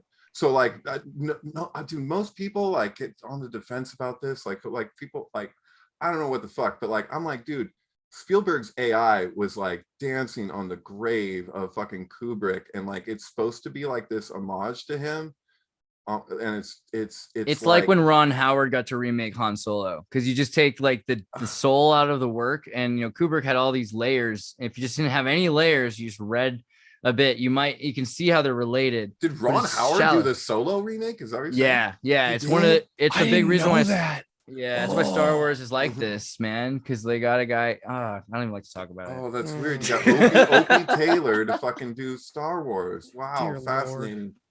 I mean, and you can see it too, because originally Solo was going to be the guys who did 21 Jump Street, and it would have, imagine Solo if he was on bath salts in Corellia. Okay, I will say one more thing. Accurate. I will say one thing. It was good that they got Donald Glover.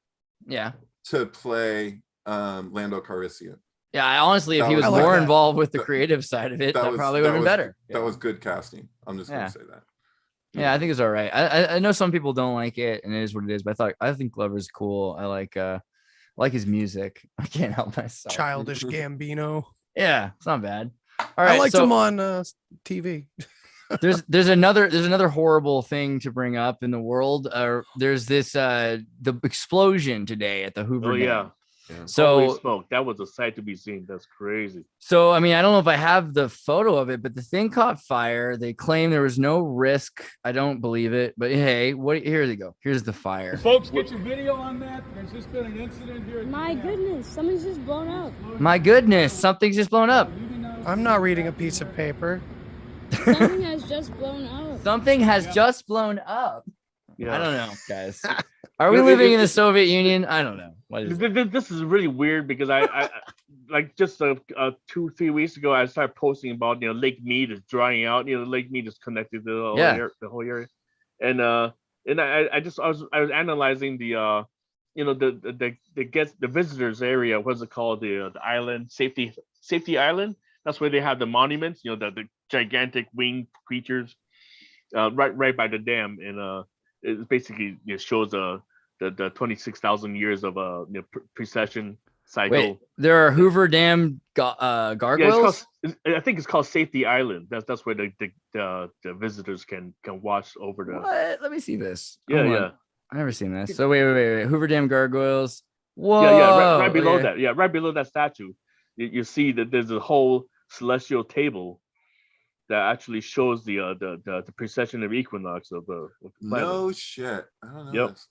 All right, that's pretty weird. No gargoyles in there. I don't know why they show that, but Hoover Dam. Type Safety Island, you'll see it. Safety Island. Okay. No, it doesn't show that. They don't want you to see this, guys. This is hidden stuff. Oh, there it was. This. Oh, there it is. Oh, yeah. You see that? Oh, there's another one. Yeah, the diameter of metal circles. I think Egyptian.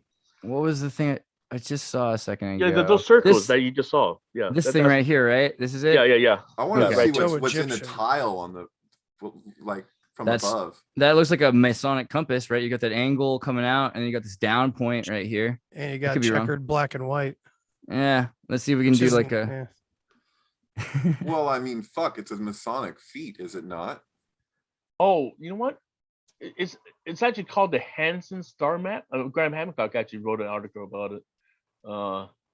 Wait, hold on. There we go. Yeah, it looks like very Art Deco, Hollywood, Los Angeles stuff.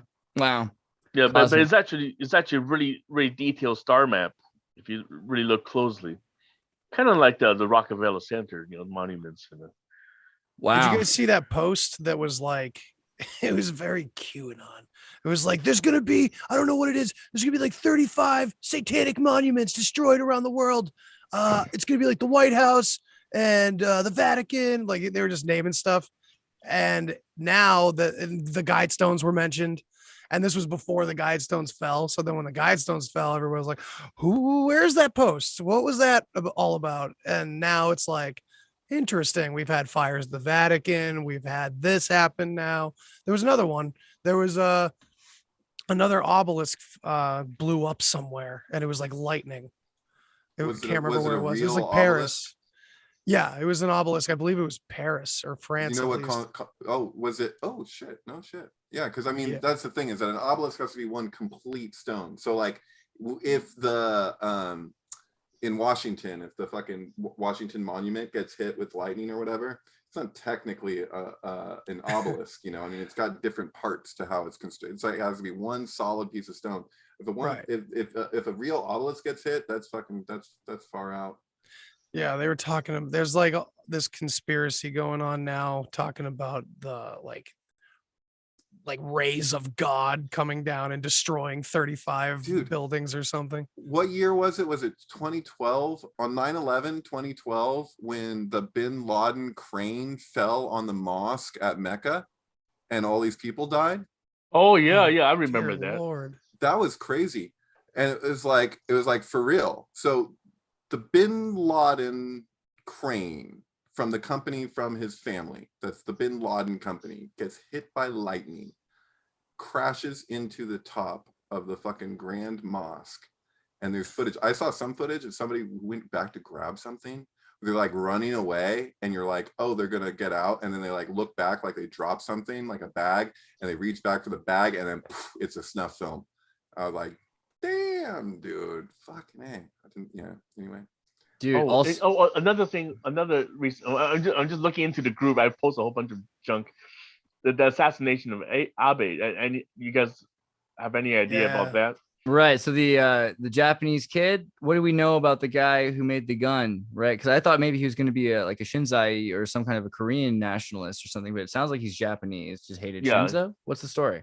Oh, well, I'm just very curious about his Hertz vehicle, which it has a license plate number 11. So I don't know what you think about that, but it's pretty conspicuous. Well, if it's 1111, make a wish. He must have made the wrong wish for Shinzo Abe. Yeah. Is the 1111 thing just because 11 above, 11 below, 22 arcana? I think so. I always relate to 22 to 23 because it's 0. I always think of it as the 23 Enigma, which is Robert Anton Wilson's favorite number. Yeah. Oh, look at JFK, 1122. So that's well, anyways. Well, I actually got to get going, guys, but it's really been an honor to have this conversation with you guys. Yeah, I was going to say, it's been pretty based. We should do SYNCTANK next week. If you have any time, Andy, you should definitely come back. Eddie, you're always welcome as well. David, appreciate it. Mate. This is pretty based. Do you guys want to say where you can find the stuff? Andy, where can they find more of the Deep Share podcast? Oh, at the Deep Share on the socials. And yeah, you can get the Deep Share podcast on all the normal podcast apps. I'm on YouTube as well and Odyssey. Go follow me on Odyssey. Go do that. Yeah. Legitimate. And I'll also tag you into the Twitter stuff. So people on Twitter follow him through the Twitter as well. He's got a Twitter Please page. do. Thank you all for listening. Eddie, you got the Synchronist on Facebook. Where else can they find stuff from you?